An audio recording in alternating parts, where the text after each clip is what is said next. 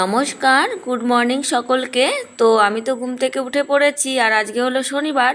আর ঘুম থেকে উঠেই দেখি মা জলখাবারের আয়োজন করছে।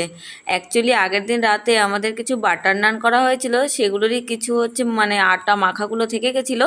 তাই আজকে যেহেতু নিরামিষ আমাদের, তাই মা ভেবেছে সকাল সকাল আর কি লুচি আর একটু সাদা আলুর তরকারি করবে।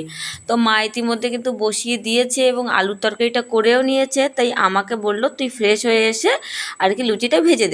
তো আমি যথারীতি আর কি ফ্রেশ হয়ে চলে এসেছি, আর এখন লুচি ভাজতে বসে গেছি।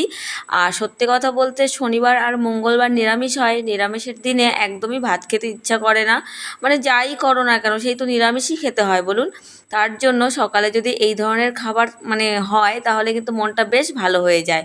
তো যাই হোক, আমি লুচিগুলো ভেজে নিচ্ছিলাম। খুব একটা ফুল ছিল না, জানি না কেন আজকাল আমার হাতে লুচিগুলো খুব একটা ফুল ছিল না। আর সত্যি কথা বলতে আমি তেলটা একটু কম দিয়েছিলাম। তো যাই হোক, ইতিমধ্যে আমার লুচি ভাজা কমপ্লিট হয়ে গেছে, আর এখন গরম গরম লুচি আর সাদা আলুর তরকারি খেয়ে নেব। তো আমি, দিদুন আর মা একসঙ্গে খেতে বসেছি। আমি বললাম যে আর বাসন নষ্ট করে লাভ নেই। যাই হোক, এখন চলে যাব ডিউটিতে খেয়ে দিয়ে। তো চলুন তাড়াতাড়ি আমার চ্যানেলটি সাবস্ক্রাইব করে দিয়ে আমার পাশে থাকুন। বাই, দেখা হচ্ছে নেক্সট ব্লগে।